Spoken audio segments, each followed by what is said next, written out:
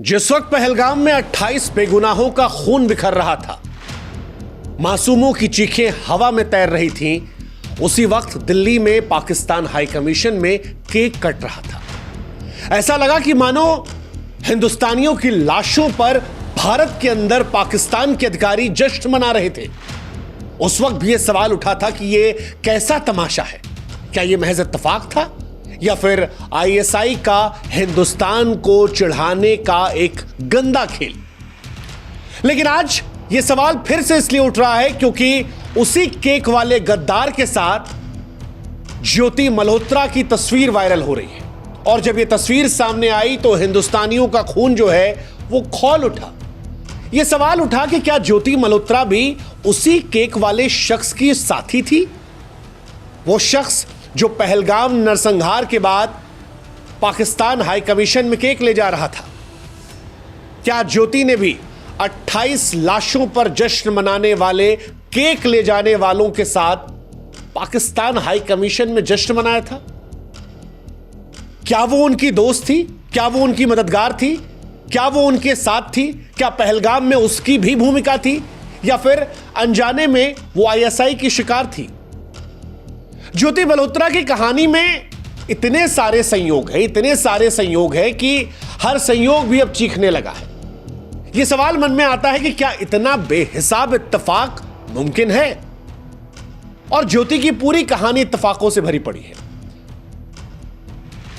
क्या यह इत्तेफाक था कि ज्योति मल्होत्रा जनवरी 2025 में पहलगाम जाती है जब सर्दियों में लोग वहां नहीं जाते? क्या यह इत्तेफाक था कि पहलगाम जाने के बाद वो फिर सीधे पाकिस्तान जाती है मार्च के महीने में और अगले ही महीने अप्रैल में पहलगाम खून से लथपथ हो जाता है? क्या यह इत्तेफाक था कि जिस वक्त पहलगाम खून से लथपथ हो रहा था उस वक्त ज्योति के साथ दिखने वाला शख्स जो संभवतः माना जा रहा है वही पाकिस्तान हाई कमीशन दिल्ली में केक ले जाते और जश्न मनाते नजर आ रहा है? एक साधारण से इन्फ्लुएंसर 2 साल में 3 बार पाकिस्तान कैसे चली जाती है? कैसे उसे वीजा मिल जाता है? एक साधारण सी इन्फ्लुएंसर शहबाज शरीफ की भतीजी नवाज शरीफ की बेटी और पाकिस्तान में पहली महिला मुख्यमंत्री मरियम नवाज से कैसे मिल लेती है? कैसे पाकिस्तान में दानिश नाम के अधिकारी से उसकी दोस्ती हो जाती है? वो उसके साथ बाली जाती है, ऐसी खबरें आती है। क्यों वो आईएसआई के अधिकारी शाकिर को जट रंधावा के नाम से अपने मोबाइल में नाम बदल कर सेव करती है? और फिर ये केक वाली तस्वीरें, वो शख्स जिसके साथ वो हंसी मजाक कर रही थी, वो पहलगाम हमले के दिन चढ़ाने के लिए हिंदुस्तान में जो पाकिस्तान हाई कमीशन है वहां केक लाता है और भारत के जख्मों पर मानो नमक रगड़ जाता है। क्या ये सारी कड़ियां ये केवल एक इत्तेफाक है या खुला हुआ सबूत? ज्योति आईएसआई की जासूस थी, यह बात हिसार पुलिस ने स्पष्ट कर दी है। हिसार पुलिस ने खुलकर कह दिया है कि पाकिस्तान हाई कमीशन में उसका उठना बैठना था। हिसार पुलिस के हिसाब से दानिश से उसके संबंध थे, वो बाली गई थी। लेकिन क्या वो पहलगाम में शामिल थी? क्या वो केक वाले के साथ थी? एक बार टाइमलाइन देखिए आप, इतने संयोग है कि आपका दिमाग फट जाएगा। हालांकि हम चाहते हैं कि आप भी हमारी एक मदद करें, हमारे व्हाट्सएप चैनल से जुड़े। लिंक हमने डिस्क्रिप्शन में और कमेंट सेक्शन में पिन कर रखा है। आप जुड़ेंगे तो इससे हमारी ताकत बढ़ेगी और आप तक जल्दी हमारे वीडियोस पहुंचेंगे। जनवरी पहलगाम की सैर होती है और ये जनवरी में पहलगाम की सैर सवाल इसलिए उठ रहे हैं क्योंकि पहलगाम में लोग आमतौर पर मार्च, अप्रैल, मई, जून में जाते हैं। सर्दियों में वहां टूरिस्ट नहीं होते हैं। वो वहां क्यों गई थी? उसके फेसबुक को लेकर आरोप लगता है कि उसने फेसबुक पर इनक्रेडिबल पहलगाम को फॉलो कर रखा था। यह दावा बहुत सारे लोग कर रहे हैं। इसके अलावा मार्च में वो पाकिस्तान जाती है। पाकिस्तान में आईएसआई के अधिकारी का नंबर उसके मोबाइल में दूसरे नाम से सेव होता है। वो दानिश से मिलती है, शाकिर से मिलती है। फिर 22 अप्रैल को पहलगाम में आतंकवादी हमला होता है।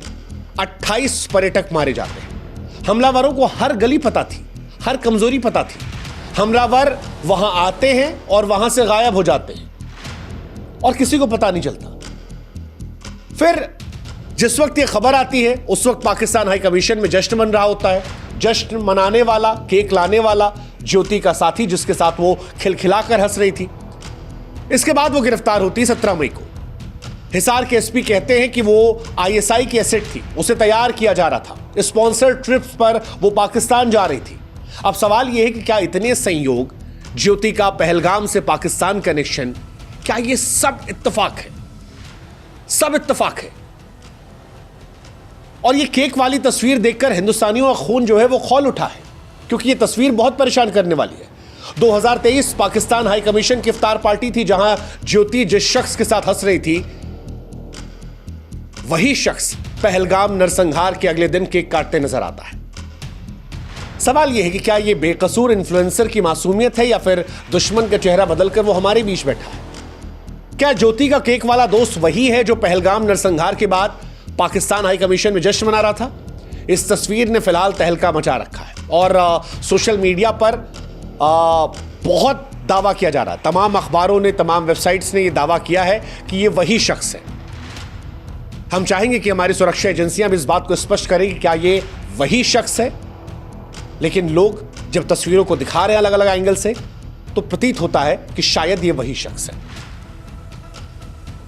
ज्योति का वीडियो जो पाकिस्तान हाई कमीशन इफ्तार पार्टी का है, उसमें दानिश, जिसे आप एहसान और रहीम कह सकते हैं, और उसके साथ केक वाला जिसके साथ वो मस्ती कर रही थी, और यही व्यक्ति को लेकर दावा है कि वो अगले दिन केक लेकर पहुंचा था।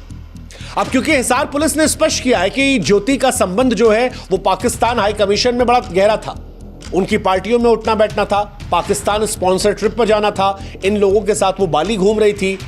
सवाल यह है कि अगर ये सब कुछ सही है तो क्या पहलगाम में भी उसका लिंक हो सकता है?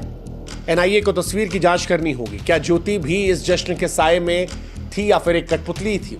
ये सारे सवाल उठेंगे। साथ ही सवाल वो भी उठेंगे जो हमने पिछले वीडियो में उठाए थे कि जनवरी 2025 में ज्योति पहलगाम में क्या ढूंढ रही थी? क्या उसने आतंकवादियों को रास्ते दिखाए? ये सवाल उठेंगे क्योंकि इतने सारे संयोग और पुलिस का यह कहना कि वो पाकिस्तान के लिए काम कर रही थी, इन सवालों को जश्न देता है। 2025 में 22 अप्रैल को पहलगाम का हमला सुई की नोक जितना सटीक था। आतंकवादियों को हर गली, हर चौक, हर कमजोरी पता थी। एनआईए कहती है कि लश्कर तैयबा आईएसआई ने साजिश रची और ठीक 3 महीने पहले ज्योति पहलगाम में थी, सर्दियों के सन्नाटे भरी वादियों में। सवाल क्या कर रही थी? और जिस जियो टैगिंग का जिक्र हुआ था, वो भी सवाल पैदा कर रहा है कि क्या ज्योति के जो वीडियोस थे वो जियो टैग कंटेंट थे? जो रील्स थी, जो वीडियोस थे, जो फोटोज थे, क्या उनके जरिए ही आतंकवादियों को रास्ता मिला या कोई और कहानी थी? क्योंकि जियो टैगिंग सच है।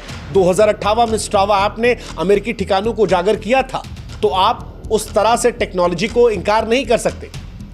सवाल यह भी है कि उस हमले के बाद ज्योति ने यह कहा था कि सुरक्षा थी, फिर भी हमला हुआ, सब दोषी हैं। क्या यह बयान भी आईएसआई के बयान से मिलता जुलता है? क्योंकि उसने पाकिस्तान पर कटाक्ष करने की जगह हिंदुस्तान और हम सबको गुनहगार ठहरा दिया था। हिसार के एसपी ये भी कहते हैं कि ज्योति हमले से ठीक पहले दानिश के साथ संवाद कर रही थी। एनआईए अब जांच करेगी पाकिस्तान वो क्यों गई थी, क्योंकि पहलगाम जनवरी में जाना, मार्च में पाकिस्तान और अप्रैल में ये खून खराबा होना, ये इत्तेफाक का कोहरा है या साजिश का धुआं? इसे स्पष्ट करना चाहिए। अगर उसने जियो टैग भेजा तो वो भी आतंकवादी की मददगार थी। एनआईए का सच सामने आना चाहिए और यह भी सच सामने आना चाहिए कि वो जो व्यक्ति केक लेकर आया था पाकिस्तानी, क्या वो हिंदुस्तान के जख्मों पर नमक रगड़ने के लिए था, चढ़ाने के लिए था? आईएसआई का प्लान था? ज्योति से उसकी दोस्ती का सच जो है वो भी सामने आना चाहिए। ज्योति के साथ गद्दारी की प्लानिंग चल रही थी या वो गद्दार बन चुकी थी, या इससे आगे वो हथियारों की रहनुमा थी? ये सारे सवाल उठेंगे। ज्योति का पाकिस्तान के हाई कमीशन में जाना, इफ्तार पार्टी में पहुंचना, दानिश से मुलाकात करना और उसके बाद उसके रिश्ते के बढ़ता जाना, ये सारे सवाल शक पैदा करते हैं, क्योंकि दानिश की मेहरबानी ज्योति पर साफ साफ नजर आती है। ज्योति और दानिश पाकिस्तान हाई कमीशन की पार्टियों में साथ थे, बाली के ट्रिप्स में साथ थे। अफवाह तो ये भी सोशल मीडिया पर उड़ाई गई कि दानिश की पत्नी ने ज्योति को इस्लाम कबूल करवाया। हालांकि ये अफवाह लगती है प्रथम दृष्टया, लेकिन हनी ट्रैप का जो शक है वो कम से कम नजर आता है। ज्योति ने व्हाट्सएप, स्नैपचैट, टेलीग्राम से आईएसआई को डेटा भेजा, शाकिर का नंबर जट रतावा से सेव किया। पाकिस्तान वो बार बार गई। फिर वही बात आती है कि इतने वीजा क्यों मिले अगर वो इनोसेंट है। मरियम नवाज वाली तस्वीर, एक ब्लॉगर की औकात कैसे हो सकती है, वो भी इतनी छोटी सी ब्लॉगर? ये सारे सवाल जो है ये लगातार उठ रहे हैं और ये सवाल अब बड़े होते जा रहे हैं, बहुत बड़े होते जा रहे हैं। हालांकि अगर अभी भी आपके मन में सवाल है कि यार इन्फ्लुएंसर क्या कर सकता है, कैसे फंसा सकता है, तो हम आपको जानकारी दे सकते हैं। इन्फ्लुएंसर आज के टाइम में बहुत इंपॉर्टेंट पार्ट है। तमाम जर्नलिस्ट ने भी ये बात का जिक्र किया है कि वो पत्रकार जो टीवी के लिए काम करते हैं, सोशल मीडिया, डिजिटल के लिए काम करते हैं, उनसे कहीं ज़्यादा औकात आज के टाइम में एक इन्फ्लुएंसर की है। मतलब सपोज कीजिए कोई एक बीट का पत्रकार है, बीट मतलब किसी एक विभाग का पत्रकार है, चाहे वो डिफेंस का पत्रकार है, सियासत का पत्रकार है, एक पार्टी का पत्रकार है। पत्रकार मतलब कवर करने वाला, उस पार्टी का पत्रकार नहीं, कवर करने वाला पत्रकार। जितना समय उसको नेताजी से मिलने में लगेगा, उससे जल्दी इन्फ्लुएंसर पहुंच जाएगा, इन्फ्लुएंसर सीधे पहुंच जाएगा। और ज्योति केस में भी देखिए आप, वंदे भारत ट्रेन दिखाई पड़ रहा, वहां वो पहुंची हैं, चाइना वो गई हैं, राम मंदिर में भी वो पहुंच गई थी, और भी कोई उद्घाटन होता तो वो पहुंचती थी। और ये इन्फ्लुएंसर सबसे सामने पहुंचते हैं। पत्रकार जो है वो कहीं दूर कोने में खड़ा होगा, लेकिन इन्फ्लुएंसर्स अक्सर नेताजी या इंपॉर्टेंट लोगों के आसपास होते हैं, और इसीलिए आईएसआई के लिए बहुत बड़े एसेट साबित हो सकते हैं। अब इसमें भी कई सारी वजह हो सकती है इनके इस्तेमाल होने की। एक तो हो सकता है प्यार, कि दानिश जैसे लोगों ने प्यार या दोस्ती के नाटक कर लिया हो और इनके मुंह में उलझ गई हो, जैसे वो शादीवादी वाले अफवाह चल रहे हैं कि मोहब्बत हो गई थी, अफेयर था, लव जिहाद था, जो सारी बातें चल रही है, कितना सच कितना फसाना, वो एनआईए को क्लियर करना पड़ेगा। दूसरा, पैसे। ज्योति केस में पैसा बड़ा इंपॉर्टेंट लग रहा है। ये मैंने अपने पिछले वीडियो में भी कहा था कि ज्योति के पिताजी ने कहा था कि वो 20-25 हज़ार रुपये में नौकरी करती थी, एक सामान्य मध्यम वर्गीय परिवार से आती है, उसकी माता नहीं है। ऐसे में पैसा बड़ा इंपॉर्टेंट है। और ज्योति की लाइफस्टाइल ये कहती है कि जिस जिंदगी को वो जी रही हैं, उस जिंदगी में बड़े खर्चे हैं, मतलब लाखों रुपए लगते हैं। तो ज्योति की ये स्पॉन्सर्ड ट्रिप्स, क्या यही वो लालच था? और ब्लैकमेल, धमकी, शर्मिंदगी का डर भी आता है। बाली वाले ट्रिप्स, पाकिस्तान हाई कमीशन में, क्या वहां कुछ हुआ? इसके चांसेस कम लगते हैं, क्योंकि ज्योति बड़ी इन्वॉल्व थी। ऐसी और भी कहानियां हैं, जैसे तानिया परवीन लश्कर की जासूस, हनी ट्रैप से फंसी। ज्योति की कहानी भी उसी किताब का पन्ना लगती है। अब सवाल बहुत सारे सवाल, क्या ज्योति वाकई में गुनहगार है, या आईएसआई की स्क्रिप्ट में वो फंस गई है क्लिकबेट चेहरा बनकर? क्या ज्योति ने आतंकवादियों को नक्शा दिया पहलगाम का? इसकी चर्चा तो होगी अब, क्योंकि जनवरी 2025 में पहलगाम जाना और जियो टैग्ड कंटेंट को देखना, ये बड़ी बात है। एनआईए फिलहाल इस पर जांच कर रही है, हम जांच पर छोड़ देते हैं। केक वाला शख्स जो हिंदुस्तान में पहलगाम के जख्मों पर जश्न मना रहा था, क्या ज्योति से उसका रिश्ता था? देखो, अभी तक स्पष्ट नहीं हुआ है। ये हम इसलिए भी शब्द यूज कर रहे हैं क्योंकि हम चाहते नहीं कोई अफवाह फैलाई जाए, लेकिन तमाम अखबारों ने छाप दिया है कि वही शख्स था, पाकिस्तान हाई कमीशन का अधिकारी, जो ज्योति के साथ नजर आ रहा था 2 साल पहले जश्न मनाते हुए, खिलखिलाते हुए, हंसते हुए।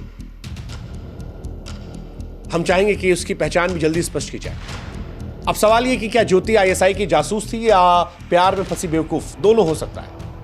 वो जानकारियां लीक कर रही थी, ये बात पुलिस प्रशासन ने मानी है। अब वो हनी ट्रैप में कर रही थी, पैसों के लिए कर रही थी, या दोनों मिलाकर कर रही थी, इसका जवाब एनआईए देगी। पर यह सवाल हर हिंदुस्तानी को पूछना चाहिए, क्योंकि वो जो जश्न का केक हिंदुस्तान में 28 लोगों की मातम पर मनाया जा रहा था, उस केक पर हमारा आपका भी नाम हो सकता था। वो केक वाला हंस रहा था कभी ज्योति के साथ, कभी केक ले जाते वक्त, पहलगाम जल रहा था, हम और आप चुप थे। पर अब सवाल पूछना पड़ेगा, कितने गद्दार हैं जो हमारे आसपास हैं?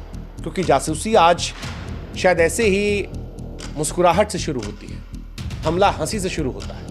पहलगाम का खून, पाकिस्तान हाई कमीशन का केक और दानिश का जाल, ये हर कड़ी, हर साजिश इशारा करते हैं कि ज्योति के साथ इत्तेफाक बहुत है। वो गद्दार थी, आईएसआई कठपुतली थी।